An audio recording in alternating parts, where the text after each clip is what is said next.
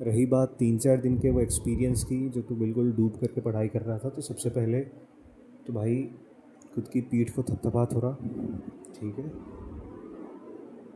काफ़ी बढ़िया प्रोग्रेस है। और ये मत सोच कि सिर्फ 4 दिन के लिए था। अगर वो चीज़ 4 मिनट के लिए भी होती तो मैं यही कहता कि बहुत बढ़िया। 4 दिन बहुत होते हैं। तू बता रहा है कि तू तू घंटों पढ़ रहा था, फिर सुबह तू सोने गया, तू बुक ले करके ही सोया, पढ़ते पढ़ते सोया, ये तो और भी बढ़िया बात है। तू डूब गया था उसमें। अब तो मुझे एक बात बता, जब तू उस किताब में डूबा हुआ था, क्या तुझे ख्याल आ रहा था कि मुझे ये एग्ज़ाम निकालना है, मेरी ये हालत है, मेरे से तो इतने अटैम्प्ट्स क्लियर नहीं हुए? तू था और वो किताब था। अब थोड़ा ध्यान से सुनना। दो सिचुएशन है। पहली सिचुएशन जो कि जिसके ज़िम्मेदार माँ बाप हैं, कोचिंग इंस्टीट्यूट है और ये समाज है। बच्चे के दिमाग में एग्ज़ाम को लेकर के फ़ोबिया डाल देना। उससे होता ये है कि पढ़ाई करते वक्त वो एग्ज़ाम के बारे में ही सोचता रहता है, मॉक्स के बारे में ही सोचता रहता है, उसके जो पास्ट परफॉर्मेंस था उसके बारे में ही सोचता रहता है और तनाव में ही रहता है और उसकी वजह से पढ़ भी नहीं पाता है। और दूसरी सिचुएशन, तू है, किताब है, तू है, तेरा सिलेबस है और तू लगा हुआ है। तुझे पता भी नहीं चला कब तेरा पूरा सिलेबस हो गया और अब तू इन्जॉय कर रहा है उसको। तुझे रटने की ज़रूरत नहीं पड़ रही, तुझे लॉजिकली समझ में आ रहा है। और इसका बाय प्रोडक्ट ये होगा कि तेरे एग्ज़ाम में परफॉर्मेंस भी अच्छी हो जा रही है, तेरे मार्क्स भी अच्छे आ रहे हैं। तो दोनों में से कौन सी सिचुएशन बढ़िया है? हाँ, बिल्कुल डेडलाइन सेट कर कि मेरे पास 30 दिन है, 60 दिन है, 90 दिन या 1 साल है, अभी जितना भी है, 1 हफ़्ता 2 हफ़्ता, उसके अकॉर्डिंग अपना सिलेबस डिवाइड कर ले कि मेरे पास लेट्स से 120 दिन है या 100 दिन है, मेरा सिलेबस इतना बड़ा है, तो रोज़ के मैं इतने चैप्टर या इतने कॉन्सेप्ट्स करूँगा। मेरे इतने सब्जेक्ट्स हैं, 5-6 सब्जेक्ट्स हैं, तो हर सब्जेक्ट में मुझे रोज़ के 2 कॉन्सेप्ट या 50-60 क्वेश्चंस करने हैं। ऐसे करके अगर तुम 100 दिन या 120 दिन या 150 दिन में का जितना भी तुम्हारे पास प्रिपरेशन टाइम है, उसमें अगर तुमने हर दिन के हिसाब से डिवाइड कर लिया, तो बस उतना तुमको रोज़ करना रहेगा। मतलब समझना, मान ले मेरे पास 100 दिन है प्रिपरेशन के और मेरी जो किताब है उसमें एग्जैक्टली 100 चैप्टर्स हैं। तो ये मत देख 100 चैप्टर्स हैं, ये भी मत देख कि 100 दिन है। तो बस ये देख कि आज का दिन है और वो एक चैप्टर है। और अब भूल जा सीए के बारे में, भूल जा कि उसके बाद क्या होगा, भूल जा कि पहले क्या हुआ, भूल जा कि तू कौन है।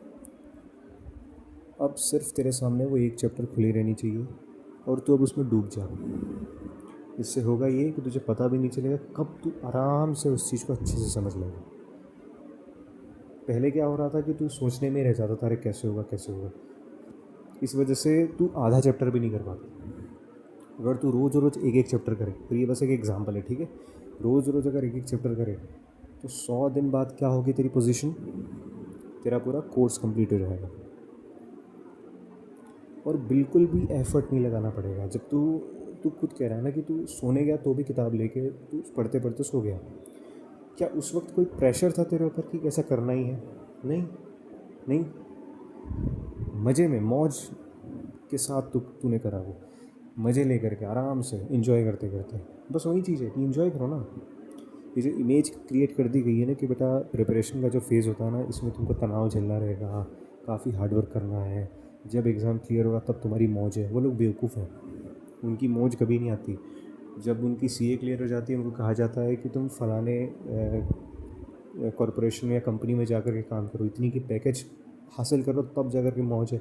वहाँ पहुँचेंगे तो कहा जाएगा शादी, बच्चे, दिस दैट। जब उनके बच्चे हो जाएंगे तो कहा जाएगा कि भाई इसकी एजुकेशन पे भी ध्यान दो, जब इसकी ये सेटल हो जाए तब तुम्हारी मौज है, रिटायरमेंट में मौज है। और वो लोग फिर ऐसे ही मर जाते हैं। तो बेटा मौज अभी है और कहीं नहीं, अभी है और कहीं नहीं। तो एक सवाल भी सॉल्व कर रहा है ना, बिल्कुल खो जा उसमें। ये मत सोच कि अभी और इतने सवाल करने हैं। आज का डिसाइड कर ले, आज दिन भर में कितना करना है और बस उसको करने में लग जा। और ज़्यादा कुछ सोच मत, तनाव मत ले कि कल क्या करना है, परसों क्या करना है। ये जो 4 दिन का तेरा एक्सपीरियंस रहा है, इसको सपोर्ट की तरह याद रखना कि अगर मैं 0 से 4 दिन कर सकता हूँ, अभी तक तो तू एफ़र्ट लगा करके काफ़ी अपनी ऐसी तैसी करा करके पढ़ाई करता था, खुद को फोर्स कर करके। एकदम से 4 दिन 5 दिन अगर तू आराम से पढ़ सकता है, तो अब तो तेरे पास 5 दिन का एक्सपीरियंस है। ठीक है, अब ज़्यादा मत सोच, ठीक है, ज़्यादा मत सोच, किताब ले बैठ जा। ये भी मत सोच कि इतने घंटे उतने घंटे, कुछ नहीं। जब तू एक्चुअल में डूब जाता है किसी काम में, तो टाइम का भी जो सेंस है ना वो नहीं रहता है, समय का पता नहीं चलता है। तब तुझे पहली बार झलक मिलेगी जॉय की, आनंद की। आनंद तब है जब समय नहीं है। समय, मैं उस घड़ी के समय की बात नहीं कर रहा हूँ, ठीक है, जैसे मैं भी बोल रहा हूँ, तो अभी मैंने देखा तो कुछ लगभग 6 मिनट हो गए हैं, लेकिन मैं अभी बोल भी रहा हूँ जब मैंने शुरू करा था और जब मैं ख़त्म करूँगा। मेरे लिए साइकोलॉजिकल टाइम नहीं है। साइकोलॉजिकल टाइम यानी मन में जो हमारी घड़ी चलती रहती है, अरे ये करना है, वो करना है, अरे ये कब होगा, अतीत पास्ट की सारी बातें याद रखना, ये सब नहीं। मेरे लिए अभी सिर्फ ये ऑडियो रिकॉर्ड करना इम्पोर्टेंट है। मेरे और भी काम रखे हुए हैं करने को, लेकिन एक तरीके से वो बिल्कुल दिमाग से निकल चुके हैं। ठीक उसी तरीके से जब तू पढ़ रहा हो, सब कचरा अपने आप निकल जाएगा, बस तू उस पढ़ाई में डूब जा।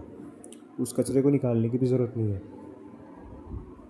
जब तू बिल्कुल डूबा हुआ होगा पढ़ाई में, तो तू खुद देखेगा कि थॉट्स आ रहे हैं और सेल्फ ऑब्जर्वेशन अपने आप हो रहा है, क्योंकि तू डूबा हुआ है पढ़ाई करने में। तुझे जब डर भी नहीं लगेगा कि कहीं मेरे सेल्फ ऑब्जर्वेशन करने से ये थॉट सप्रेस तो नहीं हो जाएगा। ये सब करने की भी ज़रूरत नहीं पड़ेगी। तो खुद देखेगा कि मैं अपनी मौज में पढ़ाई कर रहा हूँ और बस मज़ा आ रहा है।